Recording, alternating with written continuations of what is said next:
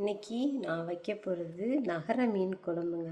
அதுக்கு கொஞ்சம் நல்லெண்ணெய் தாராளமாகவே ஊற்றிக்கோங்க. ஈஸியான நகர மீன் குழம்பு இன்றைக்கி என்னோடய ஸ்டைலில் நான் வைக்க போகிறேன். எதையுமே வதக்க தேவையில்லை, நறுக்க தேவையில்லை. எல்லாத்தையும் இடித்து போட்டு மசாலாவை கலந்து புளியை கரைச்சி ஊற்றி வைக்க போகிற மீன் குழம்பு பாருங்கள்.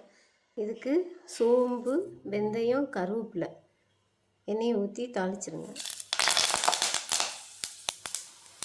இதெல்லாம் கரைச்சி வச்சுருக்கேன். வெந்தயமும் பொரிஞ்சோடனே இதை தூக்கி அதை தலையில்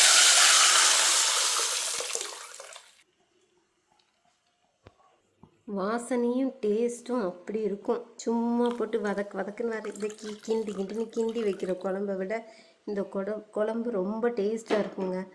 நீங்கள் செஞ்சு பார்த்துட்டு கண்டிப்பாக சொல்லுங்கள். ஒரு தட்டு போட்டு மூடிடுங்க. நல்லா கொதித்து குழம்பு சுண்டி எண்ணெய் பிரிஞ்சு வரணும். அதுக்கு மட்டும்தான் கொஞ்சம் டைம் ஆகும்.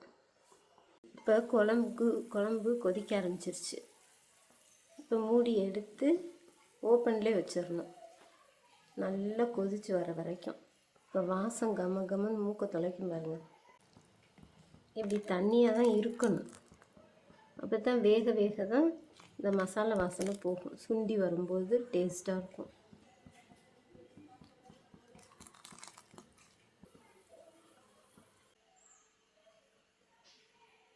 குழம்பு கொதிக்க இந்த நுரையெல்லாம் காணாமல் போயிட்டு எண்ணெய் பிரிஞ்சு வரும். அதுதான் அது கரெக்டான பக்குவம்.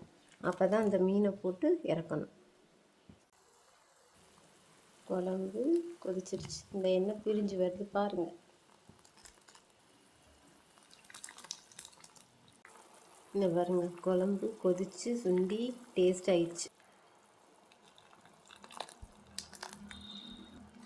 இப்போ மீனை போடணும். நம்ம இப்போ மீனை அப்படி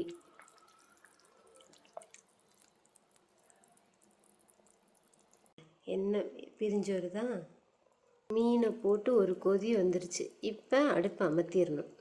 அந்த குழம்பு சூட்லேயே மீன் வந்துடும். இப்படி குழம்பு வச்சிங்கன்னு வச்சுக்கோங்க, ஒரு படி சோறு திங்கலாம். நல்லா அவ்வளோ டேஸ்ட்டாக இருக்கும் இந்த குழம்பு. கமன்னு நல்லா மணக்குது.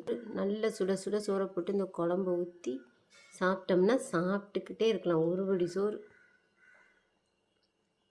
எப்படி இருக்குது பாருங்க குழம்பு.